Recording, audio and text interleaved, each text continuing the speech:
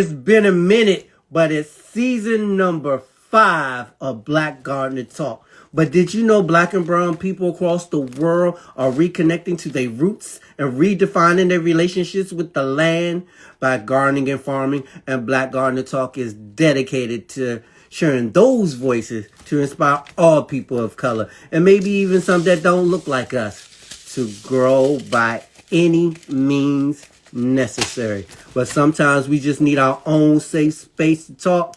Good morning, I'm Kamani Anku, and this is Black Gardener Talk, and my guest today is Jennifer Dudley. She is here, so we're gonna get it stopping, popping, and all that good stuff.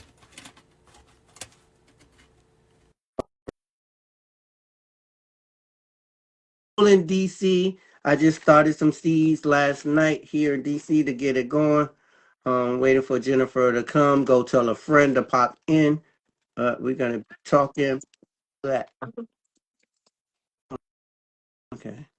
We'll wait for you to pop up on the screen. Yeah, but the folks want to see you. Okay. So yeah, yeah. It's Black on the talk. And Oop, yeah, there we there go. you go. Hey, how are you today? Hey, I'm great. I'm excited. Okay. Anytime we can talk about plants, I'm here. I'm excited for it. Cool. So this is season number 5. You are the first guest on season number 5. It's been 5 years. I can't believe I've been doing this for 5 years, and I won an award during that 5 years. So yeah, I wanted to keep it going, and so yeah, I'm glad to have you here this morning. On the first episode. Yeah. So how are you feeling today? I'm excited. Today I'm gonna be starting some seeds after we get off this call, so that's always a good feeling. And even though it's cold, it's sunny out today, so it's just got me thinking about spring. Um, yeah. How you doing? Cool. So my first question off the gate is, what are your first memories of gardening? Oh, okay. So when I was little, um, I lived in Colorado, and so we had like drought restriction. So we didn't have a big garden at my house, but my grandparents, we would go visit them every year, and my grandfather had the most green thumb I have ever seen. Like they had all around their house were flowers. They had a huge vegetable garden in the back, and people would come from miles around. I mean, there's not a whole lot to do in Maine, right? So people would drive to go see their garden and see what was going on and to talk to them. And they would walk people around their yard, my grandmother and my grandfather, and talk to them about it. And they would trade with their friends, and I grew up just thinking it was magic. I mean, I think about they used to serve like cucumbers and tomatoes with dinner, and I would love going out and getting one and helping to, you know, slice it, wash it and slice it. And it Okay. tastes like magic. Like the difference between a tomato out of your garden and the tomato out of the store is just miles different. And I remember just thinking that they were the most magical people because they could make that happen. Wow. That's I mean, that's exciting. I mean, that's how I feel too. You know what I'm saying? Very magical. So from a little kid doing all that stuff at your grandparents' house to now, what made you want to continue this thing of farming and garden? Well, I might be a little addicted, but no, it's the magic, right? Like I love both the connection that I have with like nature and the plants and all that, and also just the fact that like plants are food, right? Like Yes. whether you're a vegetarian or an omnivore or even like the carnivore people, at the end of the day, they couldn't eat without plants. And for me, it's so important to connect with that and share that. And I've just been doing it now for wow, like over 10 years myself as far as like sharing about gardening and doing the gardening um, in community. And it's just like my favorite, it started for me because of food. Like I'm from the hospitality industry. I was waitressing and bartending and like um, cooking all the time and stuff. And I was in college for hospitality, and I my advisor was like, you should take a plant science class because if you're like, plants are food. And I connected with that professor of that class, and it just opened my eyes up to how special these things are. Like plants are remarkable, and people and plants have this amazing like connection. We breathe out what they breathe in, we breathe out what we breathe in. Hmm. And I just I I found something in growing things that I'm sure it was there all along, but I just want to keep chasing that thread. So, I meet somebody and they're like, oh, I grow things too. And I'm like, oh, hey, one of us, and you learn things about civilizations and stuff, and you're like, wait, the plants, it's in the plant. So for me, it's in everything, and I love it. Um, That's so exciting to hear that because when I do connect with someone who has the same passion, it's like, oh my God, it's like crazy. Like when me and you met, we were just like met, and then we were just like plants, plants, plants, plants. We didn't talk about anything else. Like, where you stay at, where you live, and then we just talk about plants, and which is a good connection. You know what I'm saying? So I really yeah, like that. it was like plants, and how do we get more people to get these plants? Yeah, and Yeah, so yeah, very good. So taking it back a little bit, what was your first garden and what did you grow? oh, all right. So we're gonna go with my own like personal garden. Mm-hmm. Um, the first time that I had my own garden, I was really focused on making sure I got tomatoes. I love tomatoes. And it was about tomatoes and cucumbers. Cucumbers failed that year, but I got some good tomatoes, and it was really nice. Yeah, Where was that? that Was that in Colorado? no, it was Oh, here. okay.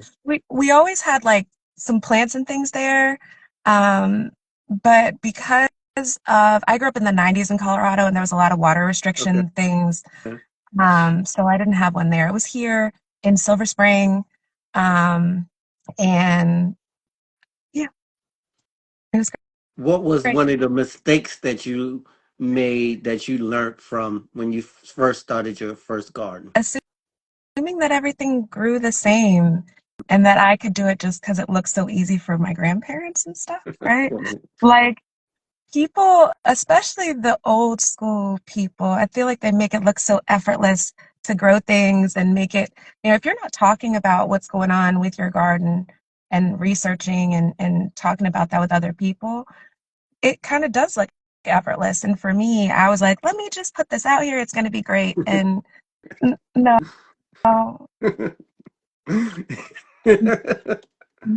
Well, from that, you talked about tomatoes, but would you consider the tomatoes was one of your first garden success?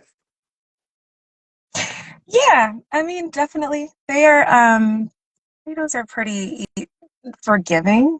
And yeah, we're, they are my like consistent success. They're how I measure my garden. Like this last year was tough because of the drought and the heat. And so it was like, didn't get a lot of good tomatoes this year. Not a Okay. good year. But yeah, it was definitely one of my first successes and also probably one of my first failures. Oh, oh wow, figures as well. That's crazy. But what kind of tomatoes do you grow? What's your like your As many different kinds as I favorite? can. What's your Um, favorite out of them? for looks or for taste or for productivity or it's Oh, complicated. let's start with So looks. I Let's start collect with looks. I I collect heirloom seeds, right? And so Okay. tomatoes I probably have the most varieties. But there's this variety I got called the Cosmic Eclipse tomato, and it has, I swear, it has gold all through it and purple and red, and it's beautiful. And when it's sitting on the vine, it's really like this deep purple. Um, for a really long time, and it was just beautiful experience to grow it. They're really slow though, and they don't produce a lot. So it was like, oh, these are really cool, but if you don't have a lot of space to do, other tomatoes while you're going, it's not the best. I'm a big fan of having, um, oh man, there was one that was like a white, like oh, the Tomasol tomato. I did that one a couple years ago. That was great. The pineapples are fun, but you have to Okay. have like a beef steak. Like you have to always have a beef style. I have to. I don't want to tell y'all what to do, but for me, it's like I always have some beef steaks, some romas. Like I'm farming at this point, so Okay. this is not all crammed in my little backyard anymore. The pandemic was Okay. interesting. But yeah, I like to do a variety and make sure you get those like romas and beefsteaks in, Okay. but also do like try something So, new. would you consider the beefsteaks and aroma as productivity of the tomatoes? They're pretty good. My main thing is like try things in your own garden, get something that's indeterminate. That's a big deal. Like if you get a determinate tomato, it's only going to put out kind of all at once, and it's only going to put out so many tomatoes, which is great if you're like a production farm or something because you can plan for it. But I would say get yourself a couple of plants and get an indeterminate variety and feed it. Okay. And how do we know the difference between an indeterminate and a determinate plant? Is it labeled? Is it labeled on the seed packets? Is it labeled on the plants when you buy it at a big box store? How do we know? So it should be labeled. If it's not, I would ask your supplier, or you can Google the variety, because the varieties that are, I mean, varieties are well known and established for the most part. Like a Okay. beefsteak's been around for a long time. You can look. If you're seeing it growing in your garden, the indeterminate ones are the ones that are going to be growing all over the place. Whereas a determinate variety would be something like if you wanted a tomato just to grow on your patio, um, they make dwarf varieties. They make, well, not they make, there are dwarf varieties. There Mhm. are, because we're not, these aren't GMOs. This is selective breeding. And, but there are small varieties and there are, larger varieties. Indeterminates will take over as much space as you give them if you feed them. Okay. Let's talk real quick about GMO. There's that new purple GMO tomato. Have you seen that? And what do you think about GMOs? So I think that GMOs have their place, but I also find them concerning. I collect heirloom seeds for a reason, right? I want to be able to give them to people. I want to be able to grow seeds forever and not have to purchase them from people. That purple tomato, though, was developed to have a really high concentration of antioxidants, which can help people that are dealing with nutrition deficiencies. I think that's cool. I do know that like it's available. Like, it's concerning to me that it's available in the market to everyday people. Like the more that we have GMOs available to the everyday gardener, the harder it's going to be to contain heirloom seed genetics. And I've seen it happen recently that there was, I think it was Baker Creek was offering a tomato that was purple, and they were saying it was heirloom because their supplier was saying it was heirloom. And it got a genetic test, and it happened to have genetics from that tomato you're talking about, right? Wow. And so So it it's got not pulled off heirloom. their shelf because Yeah. it was a big problem. And then it becomes a problem with if you have genetics that are part of somebody's patent, then everything that comes from that is supposed to be their IP, which is hugely problematic. And yeah, it's a direction that I don't think we need to go as a society. Like food should be free. Okay, cool. I just wanted your take because it's always like that argument, GMO seeds versus heirlooms, regular seeds, and then you got fruit, seeded fruit, not seeded. It's Mhm. always a fight sometimes with people, and so I just wanted to get your take on that as well. Oh, it's a big deal. I have a lot that I could say, but I do think that the seeds are like one of the most important things happening in our society right now, and that um, buying heirloom, like what I would say to people is that if you are buying seeds for yourself, um, heirloom is the way to go. If you see like F1 or something like that, that means that it's a hybrid, which is great if you're not going to, if you're not, interested in saving seeds and all that, that's not GMO. That just means that it's not a stable, open pollinated seed. That's not GMO. So hybrids and those kind of things, they're kind of middle ground. But it's when we get into the real GMOs, I think that GMOs are important for humanity in certain places, right? Like Hmm. they developed that yellow rice to help people in countries that deal with monsoon weather and to deal with climate change and the fact that like millions of people were starving. We don't need that yellow rice in our carryout, No. you know? So that's No. that's kind of where I'm at with that.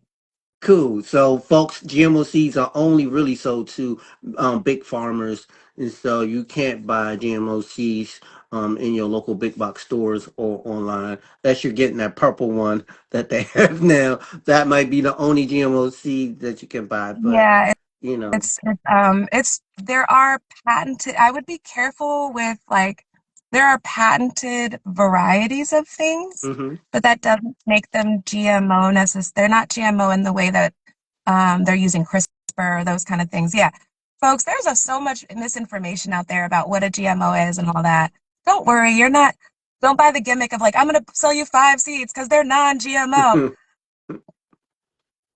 But do be all I'm saying is just pay attention to what you're getting and what you're eating. And if you're worried about GMOs, it's in the food that you're buying at the grocery store. If you're growing stuff at home, you yeah. really don't need to worry so One much. more thing about GMO. What do you think about like the labels that says like this one? This says non-GMO heirloom. What do you think about putting that on labels or seeds? Just your Um, take. I think it's Is it important that is it false advertisement? it's not false advertisement. It's kind of gimmicky in a way, but I think when you have the word heirloom, it's important too. But I don't know. It's kind of like the organic thing, right? It's like, is this right? Is this is it a USDA organic symbol? Is this from one of the other regulatory things? Is this just you putting organic on your thing? Eh? And like you said, most of the seeds are non-GMO anyway. So why Well, I put it it on there. builds some of it. Yeah, it builds some of the misinformation Yeah. by doing that. So Yeah. I would say the manufacturers and stuff also play the game of let's get these people into buying non-GMO seeds, but kind of like fake faking it a little bit. A little bit, but yeah, buy heirloom. I like that they're trying to get people to see that. But yeah, I feel like it's very much part of that like greenwashing kind of vibe. Okay, cool. Let's switch a little to what advice would you give a new gardener? You was a new gardener at some point about 10 years ago, so to speak. What advice would you give a new gardener just starting out? Go easy on yourself and like do your research. I mean, nobody is born with a green thumb.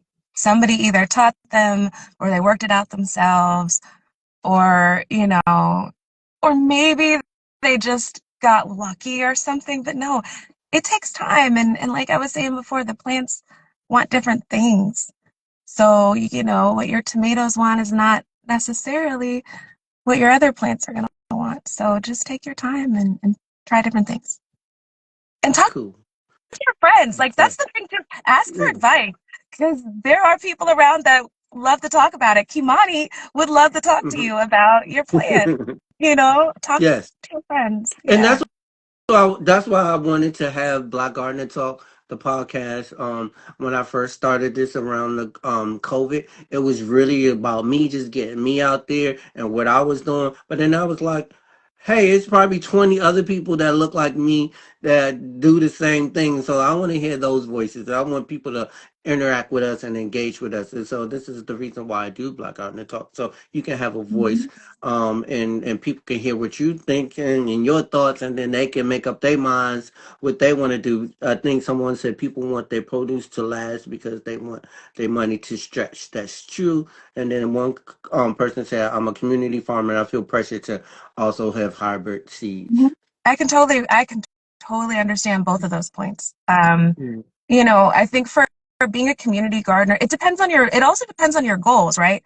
Hybrid seeds are great if you're not trying to save seeds for, the next season. If you know for sure you're going to buy the seeds every season, that's cool. Just know that if you get in a situation where you need to restart start seeds from those seeds, it may or may not show the true genetics of the thing before. But that can be fun too. Um, and then yeah, people. That's why a lot of us don't buy organic. I know that I buy organic with some things, and other things I can't keep it in the house. For more than a day if I buy it organic, and it's it's definitely one of our like modern American problems and that we've got to figure out. But the other part of that is that if we're talking about produce from the grocery store, a lot of that has been treated, waxed, picked before it's ripe, and then gassed so it appears to be ripe. Hmm. It's just kind of tricky. And as a farmer, like navigating people's expectations of the food being like this food in the store that can last for 2 weeks on your counter and dealing with wanting to be producing a natural product like that, it's a hard balance, and there's choices to make, and I don't think there's any wrong way to do it. It's all about your own preference.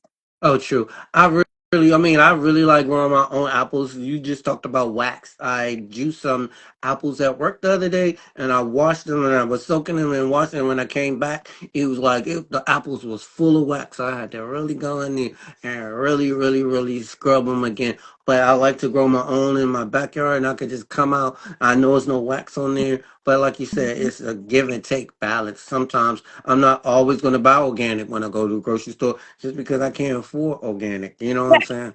I So do. yeah. So I have to like, okay, what do I get? You know what I'm saying? I do pick my battles though. I might not buy apples, but I might buy mangoes. Some mangoes might have wax on it, depending on where you get those mangoes from. You know? But but we're getting the nutrition, and I think the most important thing is just that we're eating, like, eat vegetables and fruit, like, just get it in and try not to judge yourself or beat yourself up or judge your neighbors for how they're doing it. Yes. Like, we're doing the Just eat best we healthy. can, y'all. Yeah, eat healthy and eat as much fruits and vegetables like you said. Um, how has gardening changed your life since you first started? It makes me so happy. I love gardening. It plants, um, connecting with plants has really just helped me feel more at home in my own like skin, and I don't ever want to not be growing something. Uh, and it's helped me find like my people of all different,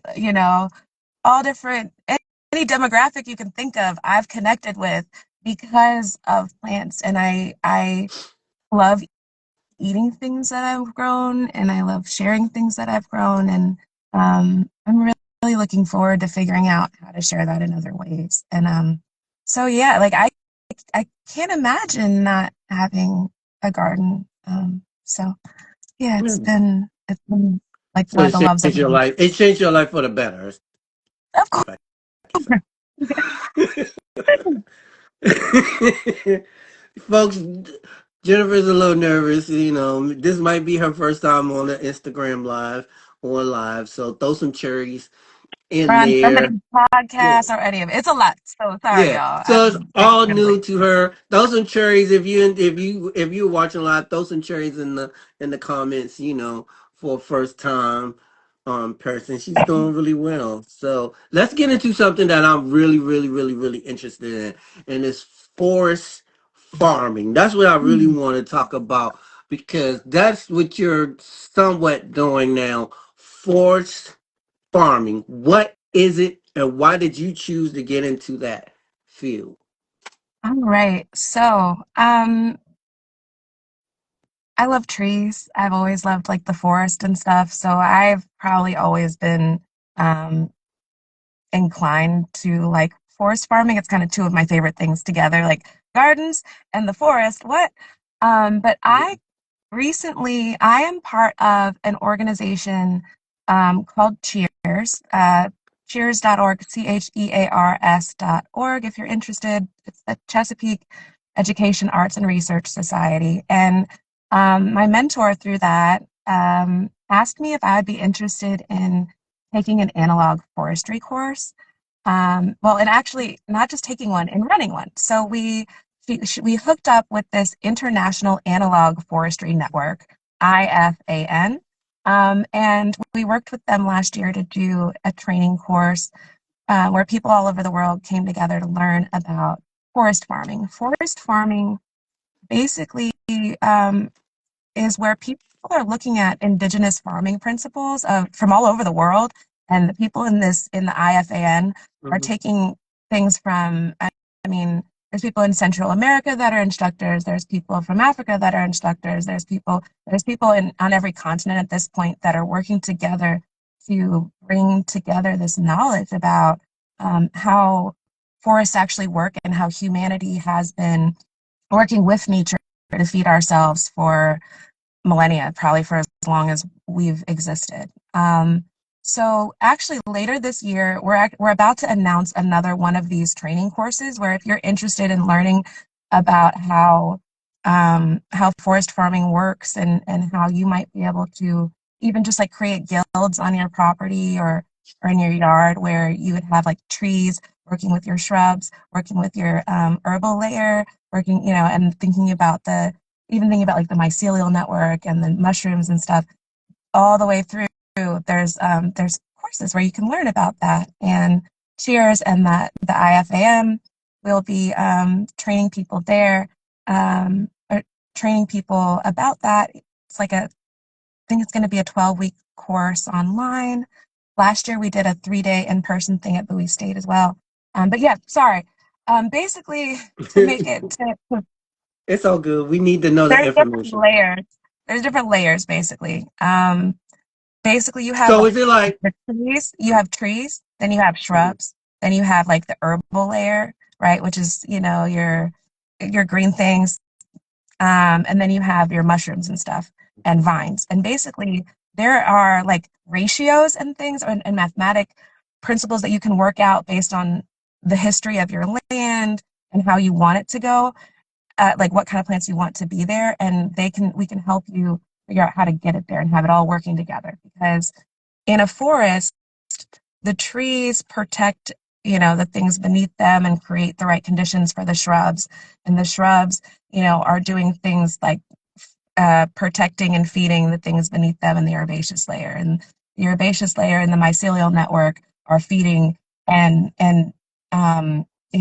nurturing the layers above them, and it all is supposed to have a balance. And there is this movement of people that are not just doing like uh, permaculture in the like trendy sense, but they're doing really kind of trying to bring back and respect the land, and they're doing indigenous practices and talking about the fact that like this isn't new. This permaculture stuff mhm. isn't new. It's not something that, some white guy created at a college in Berkeley.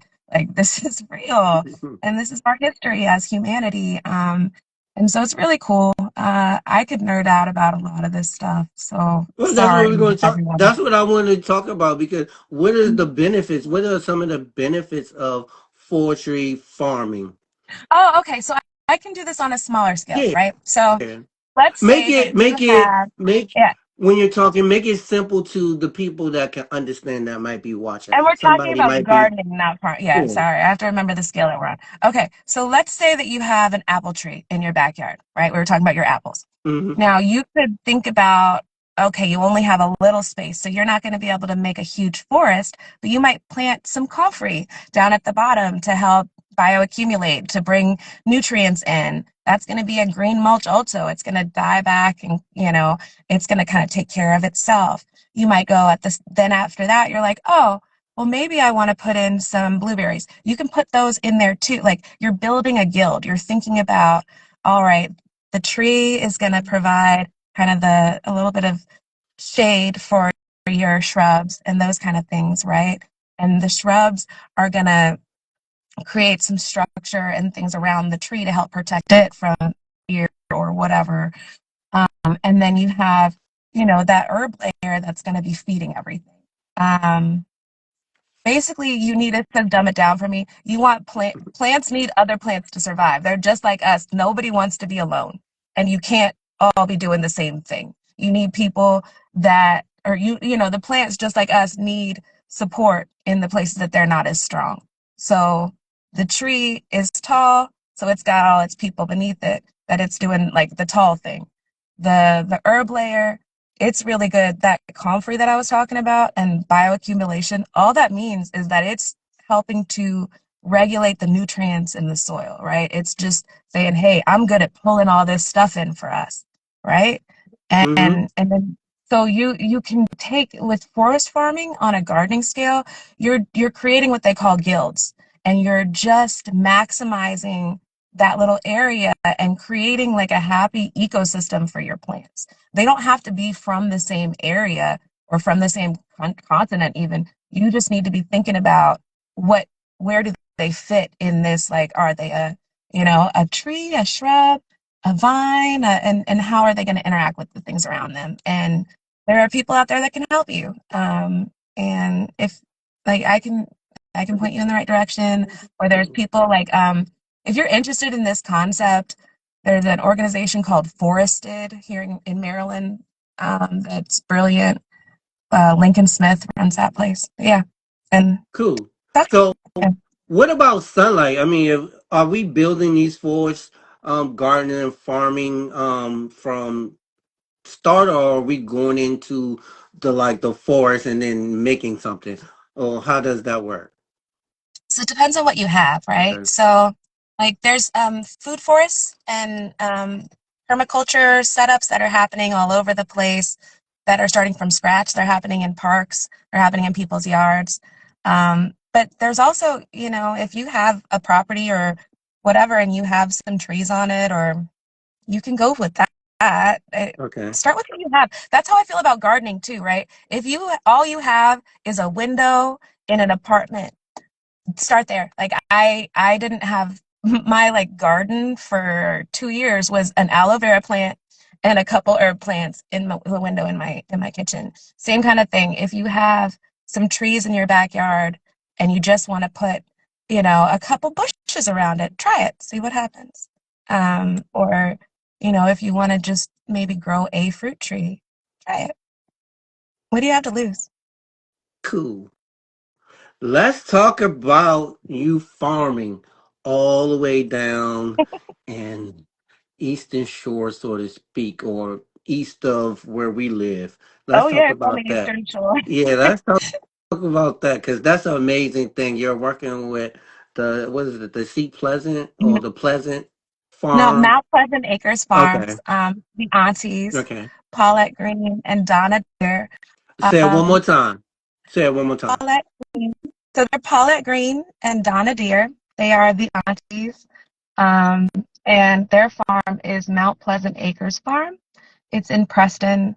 Um, and I am part of the production team there. I've been there for about a year. Um, the farm itself is 115 acres, 70 of which are farmland. Our project is a couple acres, but it's historic farmland. It's part of the Harriet Tubman Byway.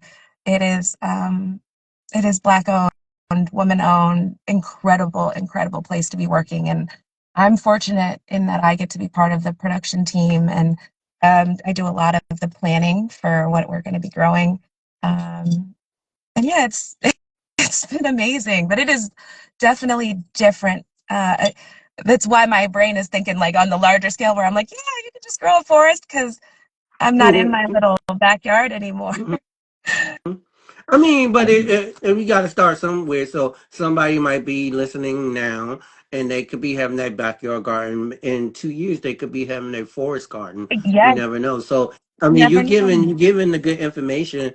Mhm. Yeah. So Mount Pleasant Acres Farm, which Yep, is and really really cool, and you say it's the Harriet Tubman Byway. So talk about a little bit about that. It's still Black History Month. it is. And so this place is beautiful. It was part of a 2,000 acre plantation that was there on the Eastern Shore, and this particular part um, of the plantation is believed to be where Harriet brought her father and two of her brothers out of enslavement, and it's just so we do we do programming there as it relates to historic preservation and celebrating Harriet's legacy. We have people come to just experience getting outside. We have young folks come to experience growing things.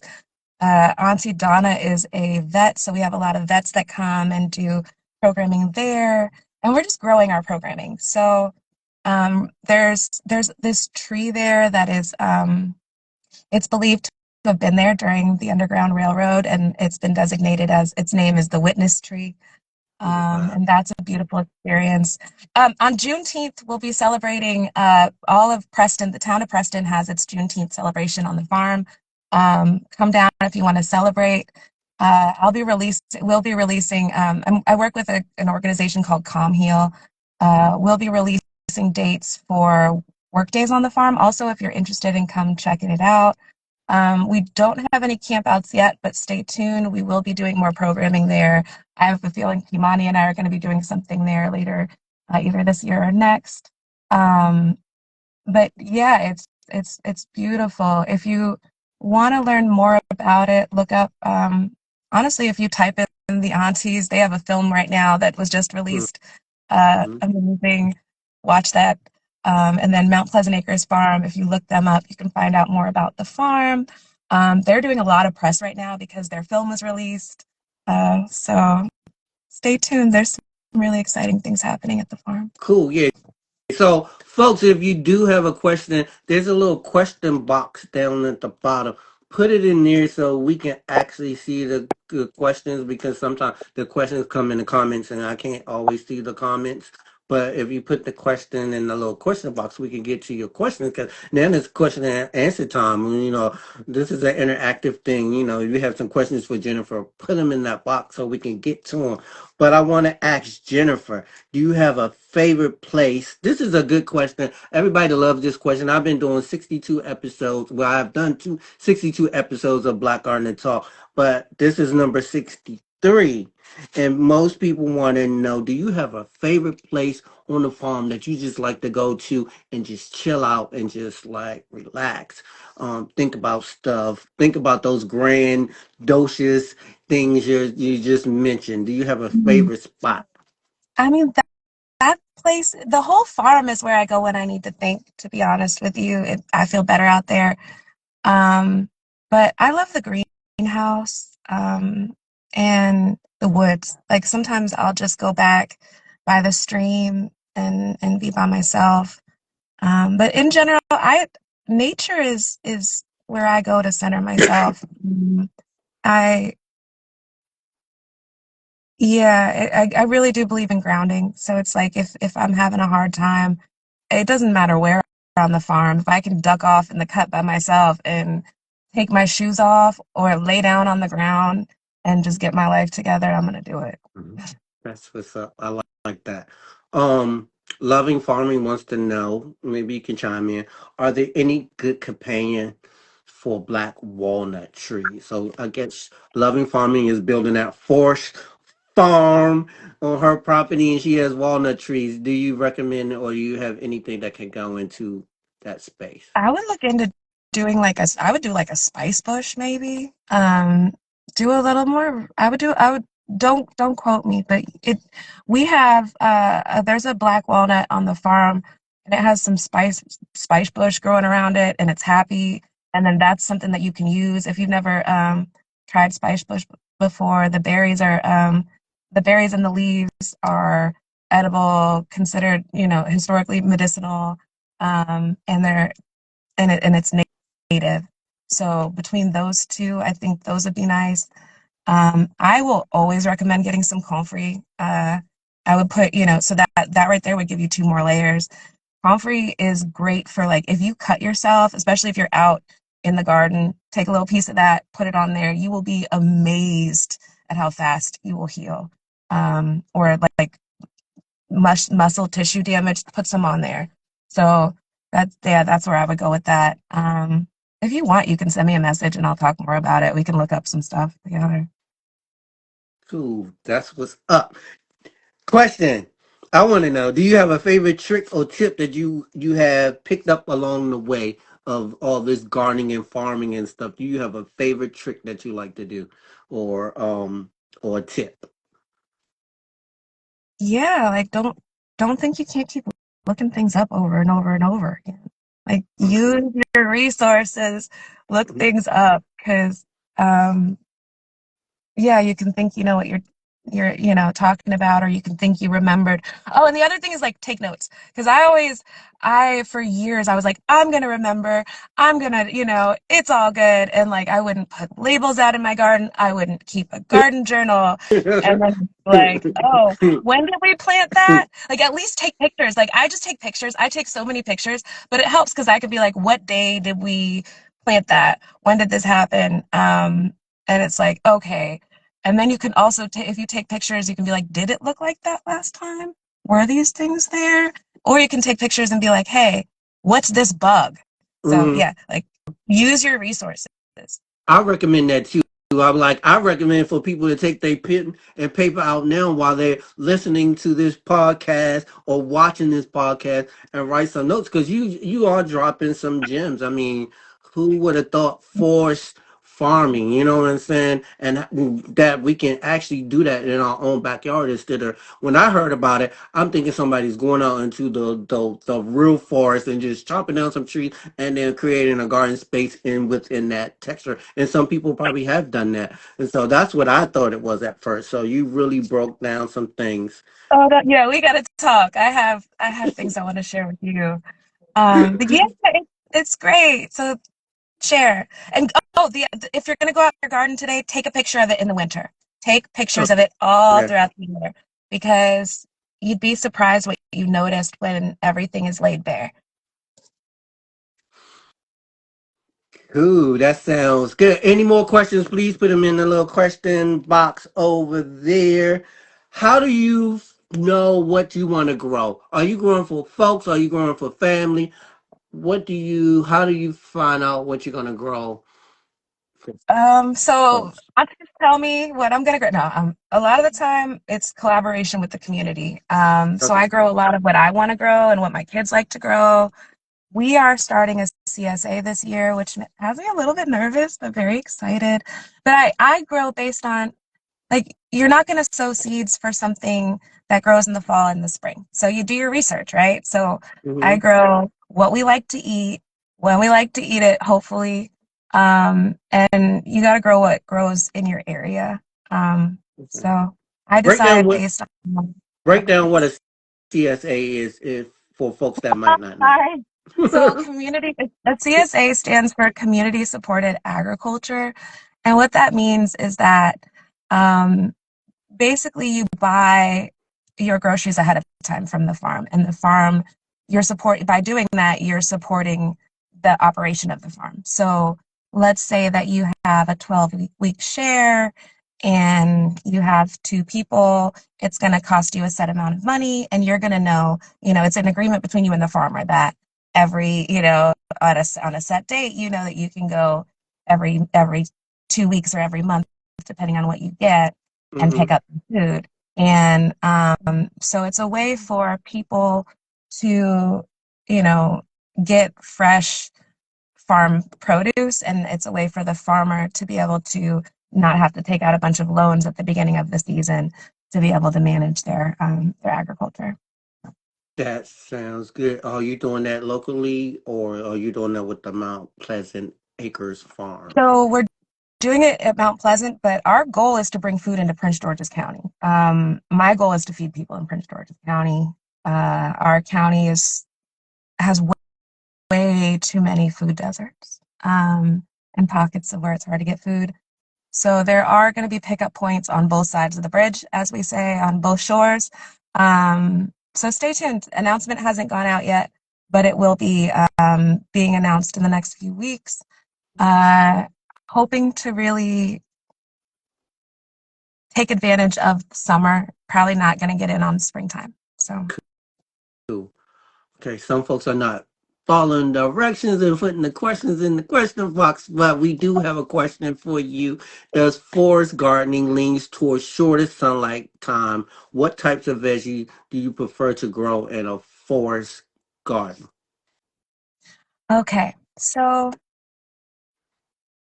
to answer your question, if you mean short day, long day, like where you're living, I think any forest kind of environment can be adapted. You can grow things just about anywhere. It you have to know what you want it like you have to know which plants work for that area. I'm sorry, y'all, for tripping over my words, but for like a low sunlight kind of thing, um, you're gonna want to look into perennials that want low light. So like I would do pawpaw if I were in a shorter sunlight, or like if you have somewhere that already has a lot of trees. If you're in Maryland especially, or like persimmon, you look at trees that are like a little bit shorter because they tend to have developed in a where they're the understory, like the second understory. But and then in forest farming in general, you can do most things. It's the idea of I would create you start creating alleys, right? So if you're Hmm. um sorry, I'm trying to scale this down from my brain's trying to like create farm scale, and I'm trying to help with a garden. So for me, when I'm thinking about the forest principles of it, rather than just regular gardening, I would do something like create a little area in my garden where I had my, apple tree and my berries and my things that are going to come back every year. I would put them all in one area. And then maybe in front of the blueberries, like I would do like your apple tree, then the blueberries and maybe some comfrey, and then maybe some strawberries too. Like because all those things are going to come back. And you don't have to have everything be super thick, right? The couple strawberries in the front, some comfrey behind, something like that.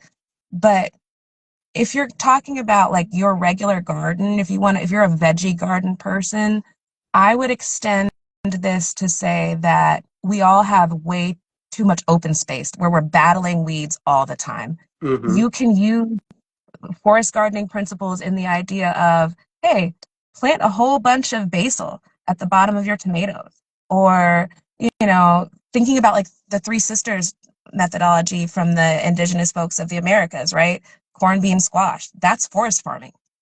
Like there were actually 12 sisters or eight sisters, depending on which tribes you're looking at. They had there were different things that they had that were systems that worked together. So you're just thinking about, okay, I have these cucumbers and I want them to be trellised up something. Okay, well, maybe your okra, you started it earlier, or your sunflowers, you started them earlier, or you started them at the same time and you might just like give it a little help to climb up there. There's think outside the box, try something out, trust your instincts, like trust your instincts. I can't say that enough. I swear it's the ancestors telling us how to do it. Um, so there's no, it's not a cut and dry thing. Try stuff out. Look up things that, if you have low sunlight, look up things that prefer shade, and then throw in some perennials because you don't want to have to waste your time in the shade all day anyway. Yes. That's I mean, that's sounds like good advice to me. I mean, like I said, I thought you was just going to a forest and just starting a garden, and I think that's where Urban Roots Company was probably thinking about too, as being in like a wooded area and no sunlight. I think that's what we were really trying to get at. Um, but speaking of that, low light, shade, lots of sun. What is the hardest plant that you ever try to grow? It's something oh, that I want to throw out for there. me or in In general. general. Like, oh For man. you Oh, to consume, what has been your hardest vegetable plant or fruit I vegetable or plant? I kill rosemary. I don't. I There's a few things that other people that like a lot of the ones that don't want you to love on them a lot. For some reason I either just like forget they're there or whatever. Um, I did carnivorous plants for quite a while. Those are kind of complicated, but they're really cool. I would. I don't know. I think that when I stopped thinking that I had to treat them the same is when it stopped feeling like things were hard. It just became like, oh, you don't belong there. Let's figure out who you want to be with or where you want to be. Cool. We also talked about you talked about how much you love plants and hospitality. Do you have a recipe or family recipe that you can go out to the garden and create? What is something that you can create from some of the stuff that you grow that's like your top notch? If I was coming to Jennifer House right now and it was the midsummer, and you had everything growing in your yard, what would you fix me that would like, Mm. bam, I'm gonna hit Kamani in the head with this, and he's gonna love it. He's gonna keep coming back, and he's gonna ask for that recipe. Well, I mean, well, I think of pasta like I Okay. mean, but at the same time, it's just like I think of pasta because there's so many things that I grow that go into the pot, Hmm. right? But I tend to freeze so much of that stuff and make pasta later. Like that's something I would make you now with flavors of the summer, right? Um, for me in the summertime, it's about like salad and having tasting things fresh out of the field. Um, like, if I can make you a salad with all things that I just pulled out of the garden and maybe grill you some vegetables to go with that, and, everything on that plate comes from us except for the oil and the vinegar on your, salad. That is, to me, tasting the season. Um, And why not vinegar? Why can't you make your own vinegar? Have you ever thought yeah, about I making know. your own vinegar? Give me time, because the oil too. Like we're working on a Yeah. project where in the next 5 years, I'm trying to have some seed oil crops on the farm. We're working with the Department of Ag to make that happen here in Maryland. So yeah, Cool. exactly. One of Why the things, not? But yeah, one of the things you did mention was pasta. So I would say 2 years ago, I decided to grow my own wheat, and I've been able to create my own pasta now. And so I was like, I don't think I want to do cover crops anymore because it was crazy. I mean, I have a really big yard, like an acre and a half, but that wheat was like everywhere. And so I was able to do it, and I've been able to make my own pasta. So that's something that you could probably do too, because you are working with the Mount Pleasant acre farms, and maybe they can have space to grow wheat as well. oh, there's space. There's a concept. You've got me thinking. I have Hmm. so many questions I will ask you off air about what that was like. Hmm. But wow, you tried I also did. everything. Yeah, I also did collard green flour too. So I dehydrated the collard greens. I had 1 year I had so many collard greens, and I made collard green pasta now, which is really amazing. And collard green dumplings during New Year's, when I put the collard green dumplings within the black eyed peas and stuff like that. So We need yeah. to talk. I need that recipe. Yeah. So it's almost up to an hour. What are some future things that Jennifer Dudley is doing? I know you're in a class right now. You want to talk about that. But what does the future look like for Jennifer Dudley, the farmer, the forest farmer, all that good stuff? Oh, oh man. So there's a lot going on. I'm taking a beekeeping class right now. Very interested in both producing honey and also I plan to have a business in the future providing um, pollination support using bees. So I'm very interested in bees and that side of things. You and I are supposed to be hosting a seed swap together in April. So that'll be here in Greenbelt. I'm waiting on confirmation for a date for that. I mentioned the CSA and kind of formalizing some of our market practices at the farm. Um, and then right now I'm growing more plants this year than I've ever grown in my life.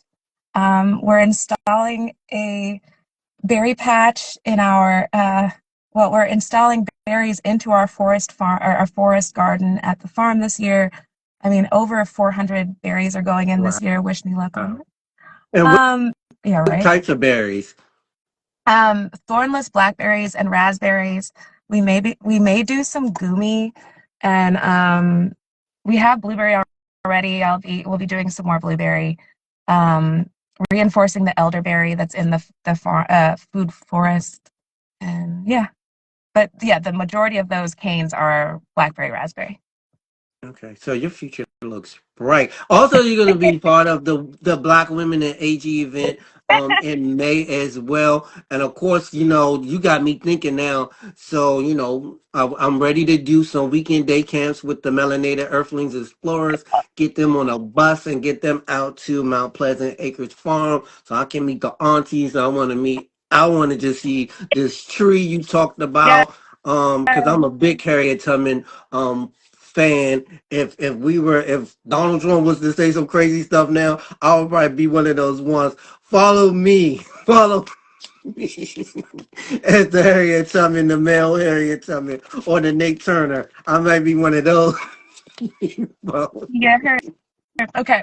But yeah, so and it's more important now than ever for us to be, growing our own food and talking about these things and sharing and learning about history. So let's get together, like, yeah, let's seriously have a call sometime later this weekend. Yeah. But yeah, stay tuned because there's a lot of really exciting things happening, and yeah, I'm just getting started. So Yeah. And folks, it's like Jennifer just said, it's the time now to really COVID was crazy and it was a pandemic and people was growing and then they stopped growing food because they were dependent on the grocery store. The prices are rising. Grocery stores are crazy. I mean, this new administration is taking down things where we're not regulating our food. So what best way to be healthy is to grow your own food. Start telling people to grow your own food. Contact me and Jennifer via, Instagram, Facebook, all those things, my website, to get growing. Tell a friend to grow. Teach someone, reach one, and grow food. Jennifer, it's been a pleasure to have you here this morning. This is season number 5. This is a great kickoff to it. Next month is all women farmers on Garden and Beats because it's Women's History Month. So you're gonna get about 5 or 6 female farmers, gardeners, people working in the AG field right here on Garden and Beats every Saturday morning at 11 a.m. But again, Jennifer, thank you so much for stopping past today. I enjoyed it.